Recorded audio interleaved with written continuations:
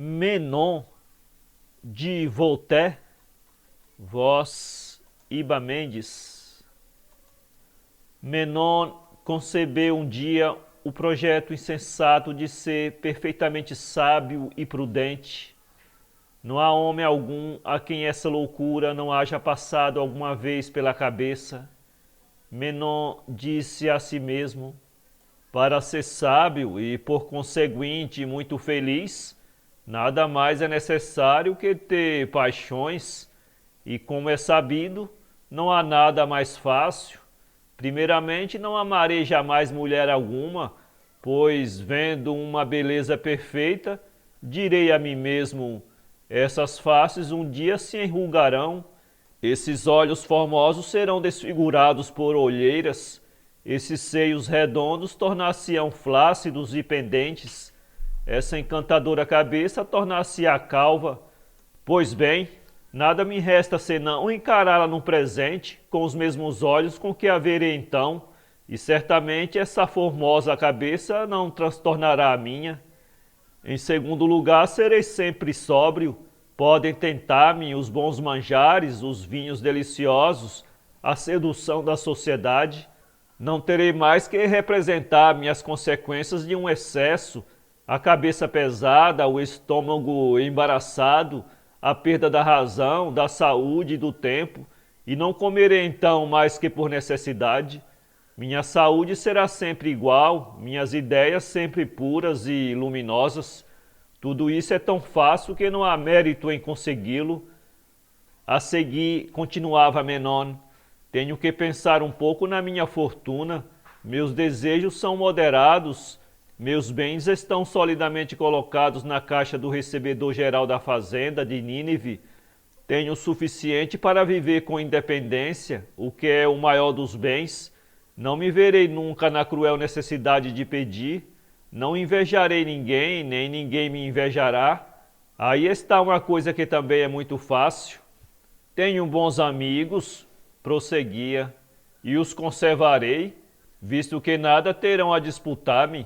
Jamais terei mau humor com eles e eles comigo, nada disso tem dificuldade. Tendo traçado assim no seu quarto o plano de sabedoria, Menon debruçou-se à janela. Viu duas mulheres passeando sob os plântanos perto da sua casa. Uma delas era velha e parecia não pensar em nada. A outra, jovem, linda, parecia muito preocupada. Suspirava e chorava, o que não fazia senão aumentar-lhe os encantos. O nosso sábio se comoveu não com a beleza da dama, estava bem certo de não sentir semelhante debilidade, mas com a aflição que nela notava. Desceu e dirigiu-se à jovem ninivita, movido pelo propósito de consolá-la com sabedoria. A formosa jovem contou, com o ar mais singelo e mais comovedor, o mal que lhe fazia um tio que não tinha, com que velhacarias lhe havia roubado uns bens que jamais possuíra e tudo o que tinha a temer de suas violências. Pareceis-me um homem de tão bom caráter, lhe disse, que se tivesseis a condescendência de vir à minha casa e examinar os meus negócios, estou certo de que me libertaríeis da cruel situação em que me acho. Menon não vacilou em segui-la para examinar atentamente os negócios e dar-lhe um bom conselho.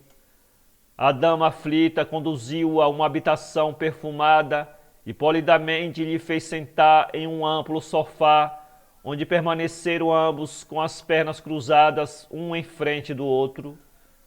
A dama falou abaixando os olhos, dos quais escapavam algumas lágrimas, olhos que, ao elevar-se, encontravam sempre os olhares do sábio Menon. As suas palavras estavam impregnadas de um enternecimento que aumentava cada vez que se miravam.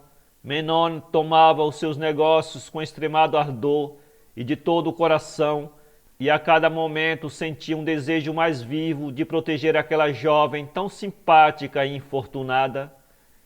Insensivelmente, no calor da conversação, deixaram de estar um em frente do outro, suas pernas deixaram de estar cruzadas, e Menon aconselhou-a tão de perto e deu-lhe tão ternos conselhos que nenhum nem outro podia falar de negócios, nem sabia onde estavam.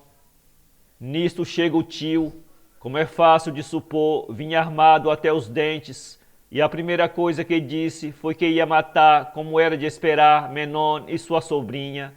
A última que revelou foi estar disposto a perdoar por muito dinheiro. Menon viu-se obrigado a dar todo o que levava. Era uma felicidade naquela época ficar-se livre por tão pouco.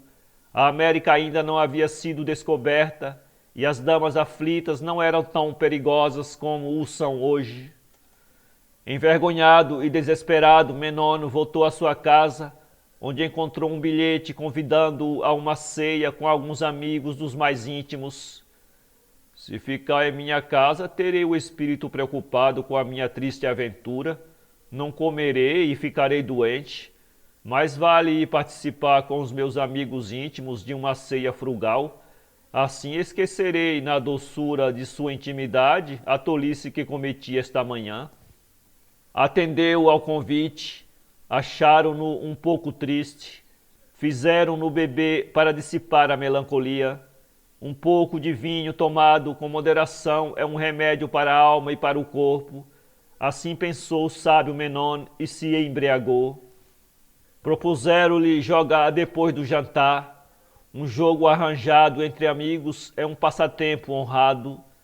Jogou quase tudo que levava no bolso e 4 vezes mais sobre a sua palavra. Surge uma disputa a propósito do jogo. Os ânimos exaltam-se. Um dos seus amigos íntimos atira-lhe um copo à cabeça e fura-lhe um olho. O sábio Menon é conduzido à sua casa, ébrio, sem dinheiro e com um olho de menos. Cozinha um pouco o seu vinho e, quando sente a cabeça um pouco menos atordoada, envia o seu criado a buscar dinheiro na casa do arrecadador de rendas de Nínive para pagar aos seus amigos íntimos. Diz-lhe que o seu devedor havia feito aquela mesma manhã uma falência fraudulenta, havendo prejudicado mais de 100 famílias. Menon, furioso, dirige-se à corte com um emplastro no olho e um memorial na mão para pedir justiça ao rei contra o falido. Encontra em um salão muitas senhoras que levavam desembaraçadamente aros de 24 pés de circunferência. Uma delas o conhecia um pouco, disse-lhe, mirando-o de esguelha: "Ah, que horror!"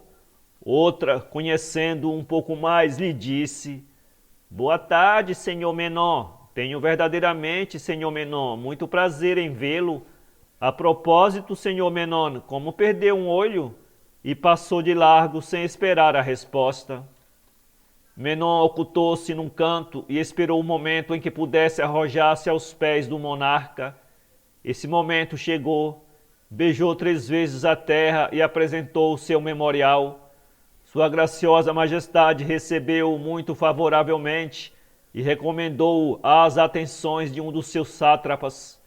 O sátrapa chamou Menon à parte e disse-lhe em tom altaneiro e sorrindo acintosamente: "És um caolho engraçado, dirigir-se ao rei e não a mim, e o que é maior desaforo, pedir justiça contra um honrado falido, ao qual honro com a minha proteção e que é sobrinho de uma camarista da minha querida.